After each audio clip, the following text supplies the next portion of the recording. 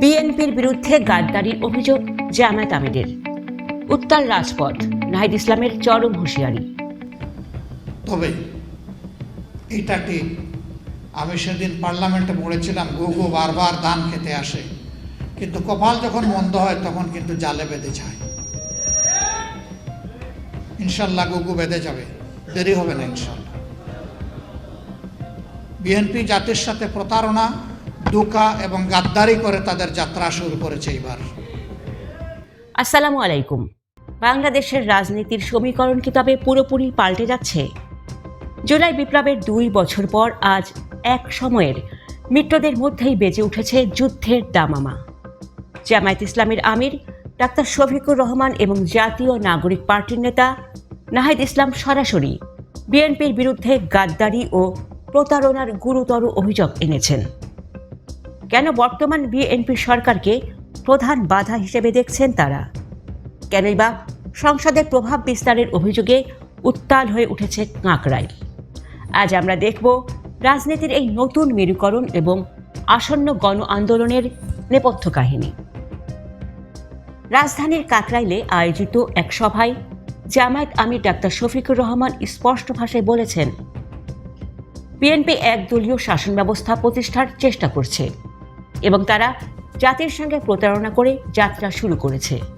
তিনি অভিযোগ করেন, জুলাই আন্দোলনের শহীদদের দিয়ে রাজনৈতিক স্বার্থে বিভাজন তৈরি করা হচ্ছে। জামায়াতের এই কঠোর অবস্থান ইঙ্গিত দিচ্ছে যে বিএনপির সাথে তাদের দীর্ঘদিনের রাজনৈতিক দূরত্ব এখন এক প্রকাশ্য সংঘাতে রূপ নিয়েছে। অন্যদিকে বিরোধী দলীয় চিফ হুইপ এবং এনসিপির আহ্বায়ক নাহিদ ইসলাম বর্তমান সরকারকে কড়া হুঁশিয়ারি দিয়েছেন। তিনি বলেছেন, প্রয়োজনীয় সংস্কার বাস্তবায়ন না হলে এবার আর অর্ধেক সফল নয়, বরং পূর্ণাঙ্গ গণ আন্দোলনের মাধ্যমে দাবি আদায় করা হবে।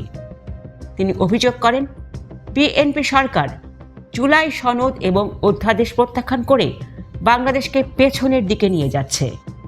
তার মতে, এবার যদি রাজপথে গুলি চলে তবে সেই গুলি আগে নেতাদের বুকে লাগবে। এই বক্তব্য কি তবে নতুন কোনো অভ্যুত্থানের ইঙ্গিত? 11 দলীয় জোটের নেতারা দাবি করছেন যে বিএনপি জুলাই বিপ্লবের সুফল ভোগ করলেও সংস্কারের পথে প্রধান বাধা হয়ে দাঁড়িয়েছে। তারা মনে করেন, বিদেশি শক্তির মদদে বিএনপি সংসদকে ব্যর্থ করে দিয়েছে। এই রাজনৈতিক অস্থিরতা বাংলাদেশকে কোন দিকে নিয়ে যাচ্ছে? জামায়াত এবং এনসিপির এই নতুন ঐক্য কি তবে ক্ষমতার পালাবদলের নতুন কোনো সংকেত? দর্শক, আপনার কি মনে হয়, জামায়াত এবং নাহিদ ইসলামের এই অভিযোগ কি যৌক্তিক? বিএনপি কি সত্যিই সংস্কারের পথে বাধা হয়ে দাঁড়িয়েছে, নাকি এটি ক্ষমতার ভাগাভাগির নতুন কোনো লড়াই? কমেন্টে আপনার মতামত জানান। ভিডিওটি শেয়ার করে নতুন বাংলাদেশের এই উত্তাল পরিস্থিতি সবাইকে দেখার সুযোগ করে দিন। ধন্যবাদ।